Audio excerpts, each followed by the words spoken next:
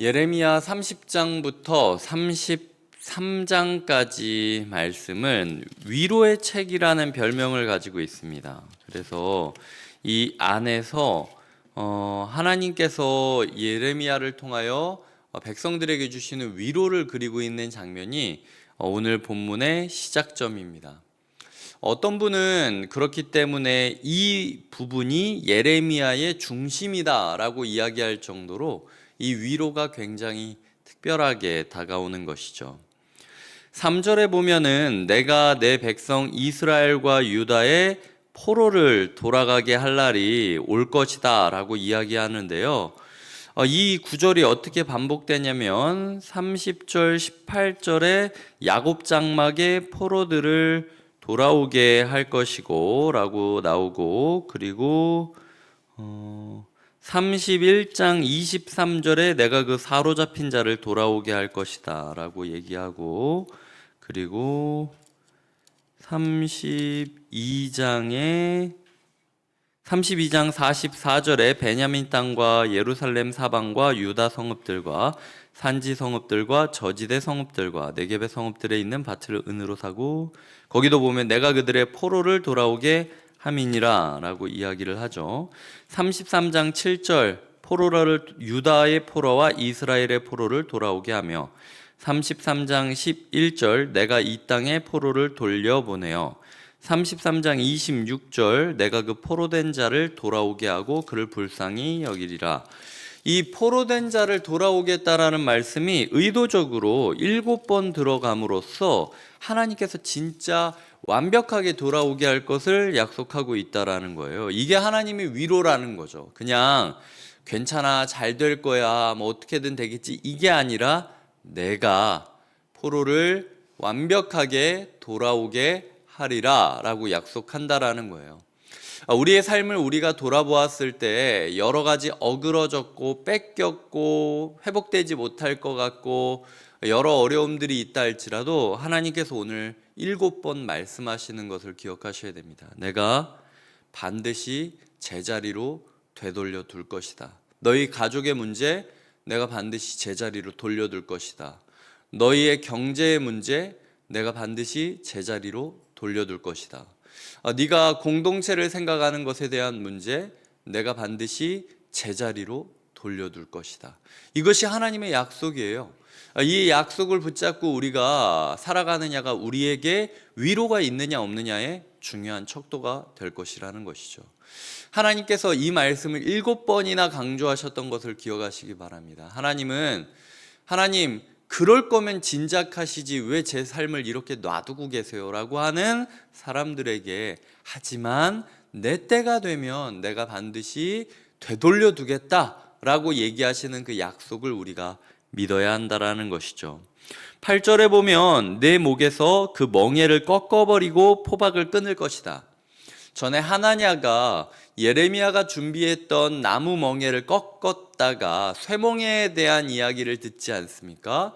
하나님이 쇠멍에조차도 꺾는 날이 올 것이라는 약속을 하고 있다라는 거죠. 어떤 상황이 있다 할지라도 하나님의 때를 기다린다면, 하나님의 때가 찾아온다면 모든 것이 회복될 것을 약속하고 있는 것입니다. 제가 지금까지 얘기했던 게 2개인데, 하나는 하나님께서는 어떤 문제라도 되돌려 두시겠다라는 약속을 하고 있다라는 거고, 2번째로는 하지만 그때는 하나님이 정하시는 거지 내가 정하는 게 아니라는 거예요. 하나님의 때가 되면 나무 멍에가 아니라 쇠멍에라 할지라도 하나님께서 꺾어서 던져 버리시는 모습을 보게 될 것이다.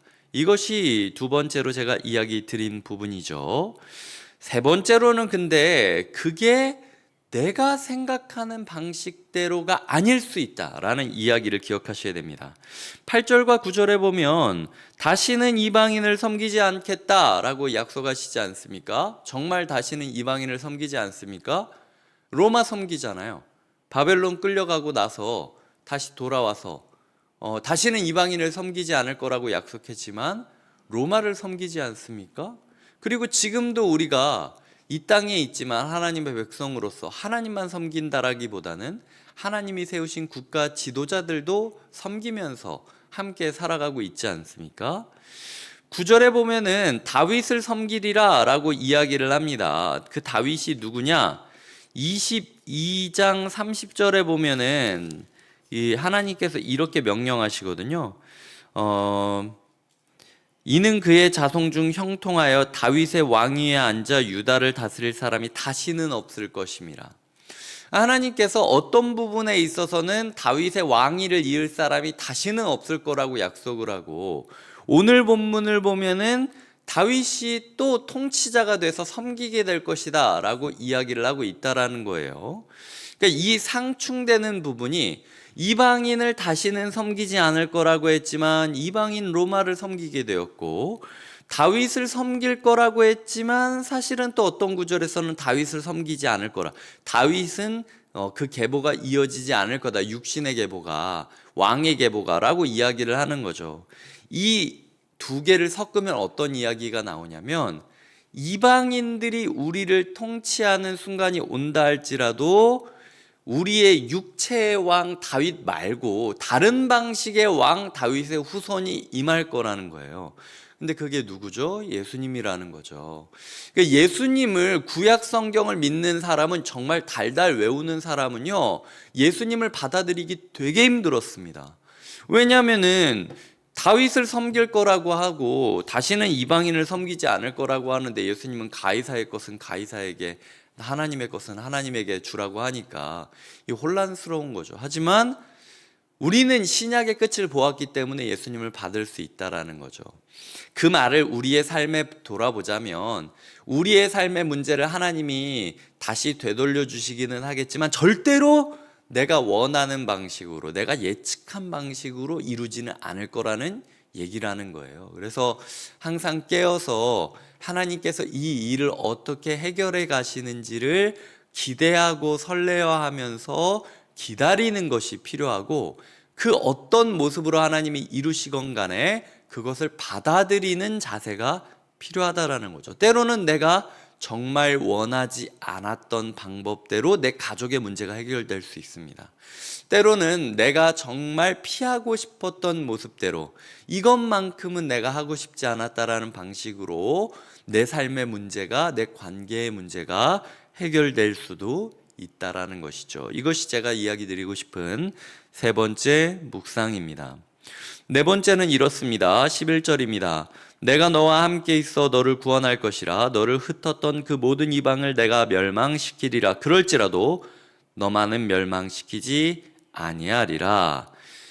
여기까지 보면 얼마나 좋습니까? 너만은 멸망시키지 아니하리라. 내가 세상 사람 다 죽여도 너만은 살리리라. 이게 하나님의 약속이지 않습니까? 하지만 그러나 라는 말이 있다라는 거예요. 법에 따라 너를 징계할 것이요 결코 무죄한 자로만 여기지는 아니하리라 라고 이야기를 하고 있다라는 거죠. 이 구절이 우리에게 주고 있는 두 가지 사실이 있는데, 첫 번째로는 예레미야가 이미 이걸 기도했다라는 겁니다. 10장에 보면은 10장 24절에 백성들이 이렇게 이야기를 합니다. 여호와여 나를 징계하옵시되 너그러이 하시고 진노로 하지 마옵소서. 주께서 내가 없어지게 하실까 두려워하나이다 라고 하는 그 백성들의 기도, 예레미야의 기도에 하나님께서 응답하신다라는 거죠. 내가 너만은 멸망시키지 아니하리라 라고 이야기하시는 거죠. 하나님은 반드시 우리의 기도를 응답해 주실 것이라는 겁니다. 하지만 하나님께서 우리가 원하는 대로만 응답해 주시는 건 아니에요. 그러나 라는 말이 있지 않습니까? 이 그러나 라는 말이 어디서 나오냐면 출애굽기 34장 6절 7절 때문에 그러나 라는 말이 들어간 겁니다. 제가 출애굽기 34장 6절 7절을 이야기 드리겠습니다. 여호와께서 그의 앞으로 지나시며 선포하시되 여호와라 여호와라 자비롭고 은혜롭고 노하기를 더디하시고 인자와 진실이 많은 하나님이라.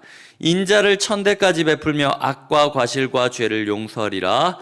그러나 벌을 면제하시는 아니하고 아버지의 악행을 자손 3, 4대까지 보응하리라. 그러나 벌을 면제하지는 아니하고 아버지의 악행을 자손 3, 4대까지 보응하리라. 예레미야는 여기에 그러나를 지금 가지고 온 것이라는 거죠. 하나님이 우리를 반드시 회복시켜 주실 것입니다. 하지만 그렇다고 해서 우리의 책임이 100% 없어지는 것은 아닙니다. 하나님은 우리에게 우리가 했던 책임을 반드시 물으실 것입니다. 다윗이 박세바와 죄를 짓고 우리아를 죽였을 때 하나님은 다윗의 죄를 용서해 주십니다. 하지만 다윗의 죄의 후폭풍은 끝까지 이어지게 됩니다. 그게 다윗의 평생을 괴롭혔죠. 우리의 죄와 연약함이 하나님께서 반드시 회복시켜 주실 것을 믿지만 그렇다고 방심하면 안 됩니다. 그렇다고 나태하면 안 됩니다. 그렇다고 주저앉으면 안 됩니다. 우리의 죄의 책임이, 우리의 죄의 후폭풍이 반드시 우리에게 찾아올 것을 우리가 알아야 된다라는 것이죠. 그래서 우리의 마음을 반드시 경계하며 다지며 살아가야 된다라는 것입니다. 말씀을 맺겠습니다. 오늘 하나님은 우리에게 이렇게 말씀하시죠. 먼저 100% 하나님이 문제를 해결해 주실 것을 신뢰하는 자로 살아가라. 두 번째로는 하지만 그것이 내가 전혀 예측하지 못했던 방식으로 이루어질 것을 기대하라. 세 번째로는 하지만 그렇다고 해서 멍하니 있는 것이 아니라 깨어 근신하며 죄의 후폭풍, 죄의 책임을 지지 않기 위하여 오늘도 근신하며 살아가라 라고 이야기를 하고 있는 것입니다. 이것이 우리의 위로가 된다라는 것이죠. 이 위로를 붙잡고 한 주를 달려가시길 주님의 이름으로 축복드립니다. 기도하시겠습니다. 하나님 감사합니다. 우리에게 위로하여 주시고 우리의 삶을 회복시켜 주시옵소서. 주님을 기대하며 설레는 마음으로 오늘의 하루를 바르게 살게 하여 주시옵소서. 예수님의 이름으로 기도드립니다. 아멘.